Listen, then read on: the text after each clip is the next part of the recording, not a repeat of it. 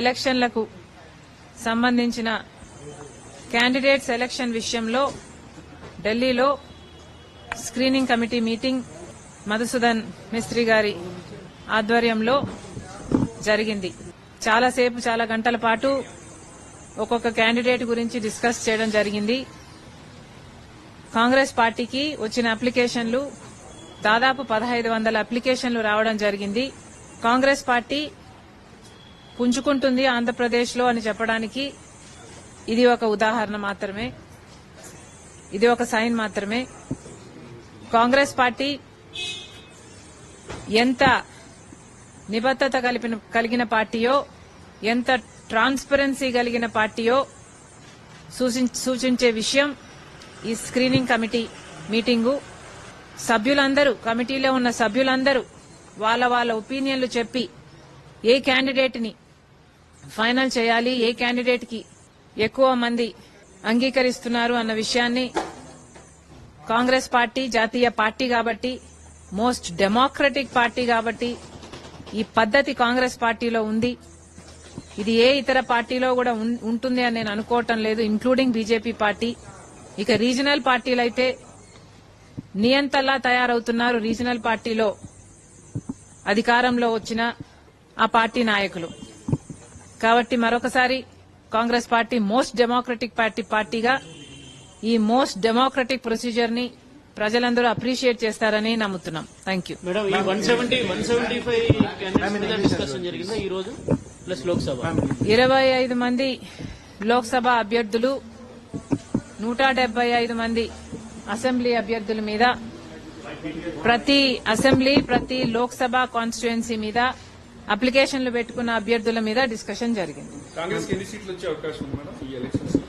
Congress party మొత్తం అన్ని 175 కాన్స్టిట్యుయెన్సీలలో పోటీ చేయడం జరుగుతుంది.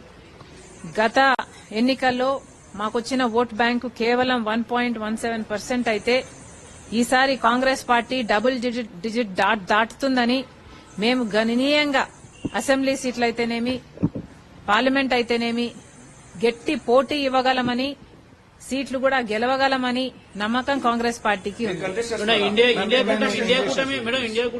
కాంగ్రెస్ పార్టీ బలపడ్డానికి కాంగ్రెస్ పార్టీ నాయకులు మొత్తము సైనికులుగా పనిచేయాల్సిందే.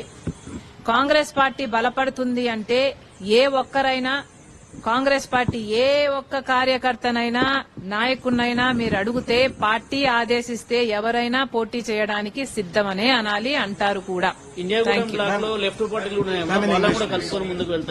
ఎస్, లెఫ్ట్ పార్టీలను కూడా, సిపిఐ సిపిఎం లాంటి పార్టీలను కూడా కలుపుకొని వాళ్లతో కూడా నెగోషియేషన్స్ జరుగుతున్నాయి. అందరం కలిసి పోటీ చేయాలన్న ఆలోచనలో ఉన్నాము.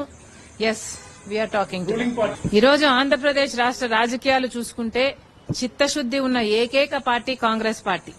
మొదటి నుంచి కాంగ్రెస్ పార్టీ మాత్రమే స్పెషల్ స్టేటస్ కోసమైనా, స్టేట్ రీఆర్గనైజేషన్ యాక్ట్ లోని అన్ని అంశాల మీద పోరాటం చేస్తున్న ఏకైక పార్టీ కాంగ్రెస్ పార్టీ.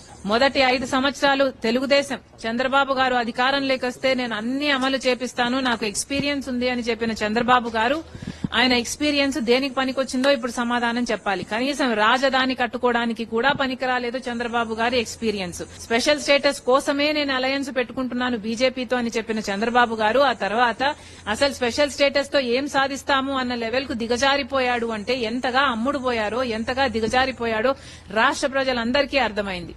ఈ రోజు అదే చంద్రబాబు గారు మళ్లీ ఏ బీజేపీనైతే తిట్టి 2019 లో బయటకు వచ్చాడో మళ్లీ అదే బీజేపీ పార్టీతో పొత్తు పెట్టుకుంటున్నాడు. జనసేన గాని టీడీపీ గాని ఆంధ్ర రాష్ట్ర ప్రజలకు సమాధానం చెప్పాలి. ఎందుకు పొత్తు పెట్టుకుంటున్నారు? ఆంధ్ర రాష్ట్రానికి బీజేపీ పార్టీ ఏం చేసిందని మీరు పొత్తులు పెట్టుకుంటున్నారు? మన రాష్ట్రానికి స్పెషల్ స్టేటస్ 10 సంవత్సరాలు ఇస్తానని మోడీ గారు చెప్తే 1 సంవత్సరం కూడా 10 ఏళ్లలో కనీసం మనకు ఒకసారి కూడా ఆలోచన చేయలేదు. మనకు స్పెషల్ స్టేటస్ ఇయ్యలేదు.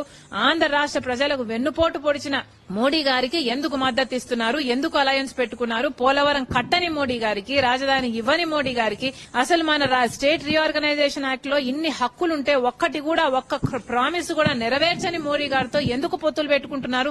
ఆంధ్ర రాష్ట్రానికి మీరు ఎలా మేలు చేసిన వారు అవుతారు? మోసం చేసిన వాళ్లతో మీరు పొత్తులు పెట్టుకోవడం ఏమిటి అని ఈరోజు కాంగ్రెస్ పార్టీ సీరియస్ గా ప్రశ్నిస్తుంది. అట్లే వైసీపీ కూడా అధికారంలోకి వచ్చిన 5 సంవత్సరాలలో రాకముందు ప్రతిపక్ష నాయకుడిగా మూకుమ్మడి రాజీనామాలు చేద్దాము రండి అని చంద్రబాబు గారిని కూడా తిట్టిపోసిన జగన్మోహన్ రెడ్డి గారు ఎందుకు ఒక్కసారి కూడా నిజమైన ఉద్యమం చేయలేదో ఆంధ్ర రాష్ట్ర ప్రజలకు సమాధానం చెప్పాలి. ఈ రోజు నిజంగా ప్రజల కోసం నిలబడిన ఏకైక పార్టీ కాంగ్రెస్ పార్టీ. ఈ రోజు స్పెషల్ స్టేటస్ కోసం ఉద్యమం చేయాలి అని మా భుజాన వేసుకుని స్పెషల్ స్టేటస్ వచ్చేంత వరకు ఊపిరున్నంత వరకు మేము పోరాటం చేస్తామని ఒక ఉద్యమం లాగా ఈరోజు కాంగ్రెస్ పార్టీ స్పెషల్ స్టేటస్ అనే అంశాన్ని తీసుకుంది. అలాగే పోలవరం అయితేనేమి, రాజధాని అయితేనేమి, ఇలాంటి అన్ని అంశాలను నెరవేర్చుకునేంత వరకు కాంగ్రెస్ పార్టీ నిలబడుతుంది. ఆంధ్ర రాష్ట్ర ప్రజలకు ఈ విషయాలన్నీ అర్థమవుతున్నాయని మా నమ్మకం.